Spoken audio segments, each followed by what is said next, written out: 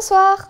Bonsoir Stella Almondo, bonsoir à tous. Merci d'être au rendez-vous pour le best-of de la semaine. L'occasion de voir ou revoir les meilleurs extraits des invités de nos JT de ces derniers jours. Une actualité toujours dominée par la guerre en Ukraine. Son Altesse Sérénissime, le Prince Albert II, a réaffirmé cette semaine son entière solidarité à la population ukrainienne, tout comme le diocèse de Monaco. Le prince souverain a d'ailleurs annoncé la création d'une cellule de coordination dédiée à l'accueil et au soutien des réfugiés de ce conflit. Un conflit que nous avons tenté de mieux comprendre avec le général Jean-Claude Allard, chercheur associé à l'IRIS. Crise humanitaire, crise sanitaire avec l'épidémie de Covid-19 que nous avons évoquée avec Bruno Canard, directeur de recherche au CNRS. Culture, gastronomie, sport font également partie des thèmes que nous avons abordés cette semaine dans nos JT. Sans plus attendre, voici le best-of de la semaine. Il est monté par Sébastien Mésadry. Au nom de ma famille et des Monégasques, je tiens à exprimer encore une fois mon entière solidarité à la population ukrainienne victime de ces opérations militaires. Je souhaite en outre que la Principauté de Monaco prenne toute sa part dans l'effort extraordinaire de solidarité internationale. Nous participerons donc à cet élan à notre mesure et avec les moyens qui sont les nôtres. Nos écoles, nos bénévoles et nos ressources disponibles seront mobilisés pour accueillir, accompagner et soutenir ces personnes déplacées et vulnérables. D'avance, je remercie toutes celles et tous ceux qui accompagnent et accompagneront cet élan de solidarité si cher à nos valeurs. En ce jour où la couleur verte est à l'honneur, faisons en sorte qu'elle soit plus que jamais celle de l'espérance pour tous ceux qui souffrent.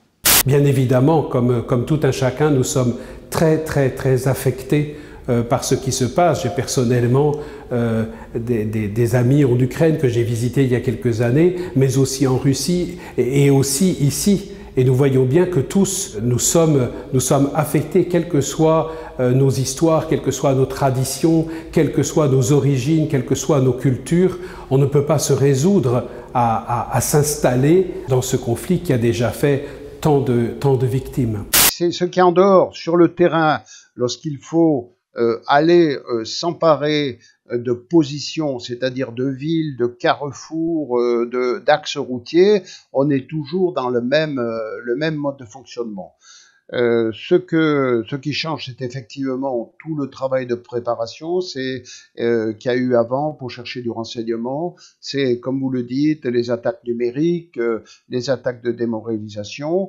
Et puis, ce qui est nouveau, effectivement, enfin, ce qui est nouveau, ce qui est marquant là, c'est que l'Occident n'est pas rentré en guerre, bien entendu, mais a mis une pression avec ces sanctions économiques qui sont énormes sur la Russie et le président Poutine et qui peut faire dire que déjà la Russie a perdu une grande partie des avantages qu'elle pourrait tirer d'une guerre, c'est-à-dire qu'elle n'est plus un acteur international reconnu et elle va se confronter à des difficultés économiques très importantes.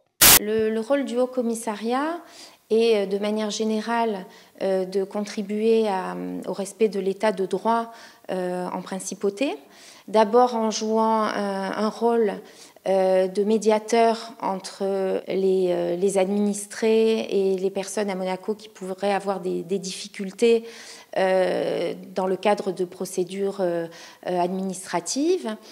Mais également un rôle de défenseur des droits et notamment en matière de lutte contre les discriminations.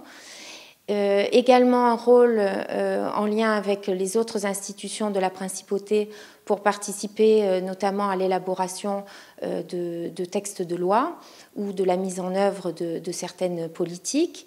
Et enfin, au plan international, de participer aux travaux des instances internationales qui rassemblent les médiateurs et les défenseurs des droits, notamment au niveau méditerranéen, francophone et européen. C'est un rebond qui est explicable par la prévalence du variant BA2 qui petit à petit revient et prend le dessus sur le variant BA1 de Omicron, ces deux frères jumeaux. Et également par le fait que les contaminations ayant massivement baissé après un mois de janvier extrêmement éprouvant, les gens font un peu moins attention et relâchent les mesures barrières. la vaccination a produit ses effets aussi pour protéger des formes graves. Donc, l'un dans l'autre, on se retrouve avec un virus qui se diffuse, qui donne une immunité sur un terrain où les gens sont déjà protégés des formes graves. L'inconnu qui reste à savoir, c'est que l'immunité ne dure pas de manière infinie. C'est pas comme la rougeole qu'on obtient, qu'on a et dont on a une immunité pour la vie à peu près. Et donc, ce qui est important de surveiller, c'est que va-t-il se passer dans 6 mois lorsque les vagues de Omicron vont être passées, que le virus se sera diffusé et aura donné une immunité, lorsque cette immunité sera partie. Effectivement, cette crise a débuté il y a 2 ans. Elle a été rude et compliquée. Mais il a fallu tenir.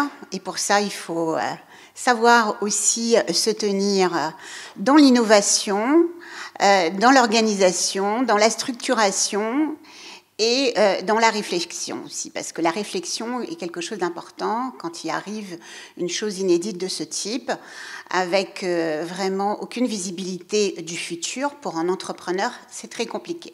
Apparemment, il y a 85% des personnes sur un sondage de 100 personnes qui sont qui ont cette envie de reprendre et de refaire des événements. Donc déjà ça, pour moi, c'est une bonne chose parce qu'il y a cette envie avec ces réductions donc de conditions sanitaires qui ont quand même été très difficiles et compliquées, de pouvoir recommencer à faire des événements. Dans un jeu, on peut se tromper, on peut échouer, on peut recommencer, on peut perdre certes, mais on n'a jamais perdu définitivement. Donc évidemment, ça offre un espace de refuge dans un monde où c'est pas toujours le cas. On n'a pas toujours l'occasion d'échouer et de recommencer.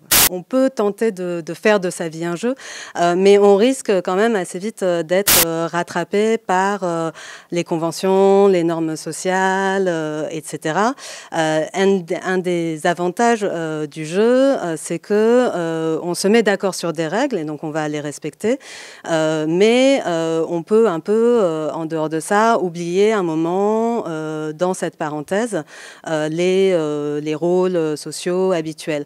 Quand on essaye de jouer complètement avec sa vie, ça peut être un petit peu plus compliqué de faire abstraction de tous ces éléments-là.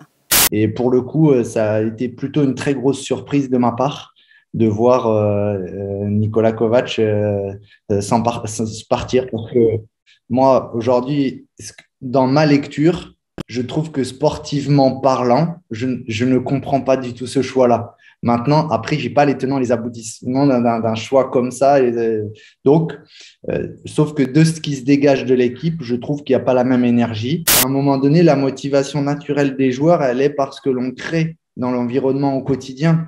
Et moi, je ne me suis jamais retrouvé dans une situation où les joueurs n'avaient pas envie de gagner un match. Je ne me suis jamais retrouvé dans une situation où les joueurs, ils avaient volontairement, ils n'avaient pas d'envie ou pas. Non, c'est un contexte, un environnement qui fait qu'on est motivé ou on n'est pas motivé. En fait, tout est dans le détail. En fait, nous apportons une attention particulière sur chaque détail. C'est notre quotidien.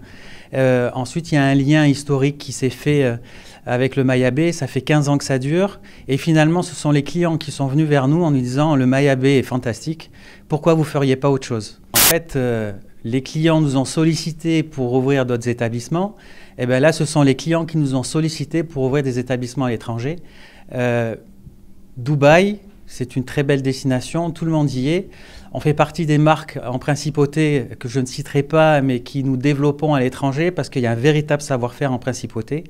Et là, on ouvre 700 mètres carrés au Jumeirah Al Nassen, une capacité de 600 couverts par jour, au pied du lagon des Tortues. C'est c'est notre première franchise. Il y en a d'autres qui arrivent derrière. Il y a une réelle volonté de se développer à l'étranger. Je rêve de devenir pianiste, de devenir concertiste, de voyager dans le monde entier, de partager ma musique avec le plus de gens possible. Et c'est tout ce que l'on vous souhaite, Stella Almondo. Avant de nous quitter, je vous propose un petit détour sur Internet pour le best-of des réseaux sociaux. Il est proposé ce soir par Alexandra Salustri.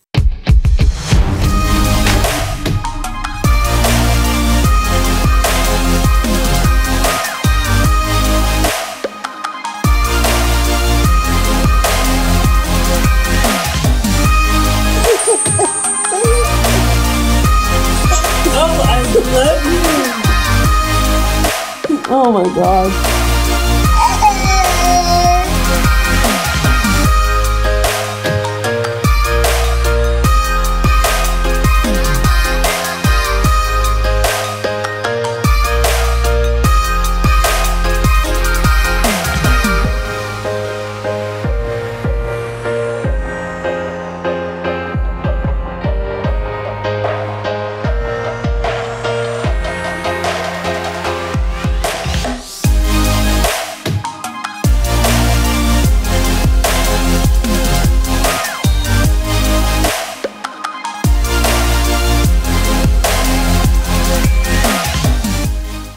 best-of est à présent terminé. Merci de nous avoir suivis. Rendez-vous demain pour un nouveau JT, de nouveaux invités, pour que vous soyez les premiers informés. Très belle soirée à tous sur Monaco Info.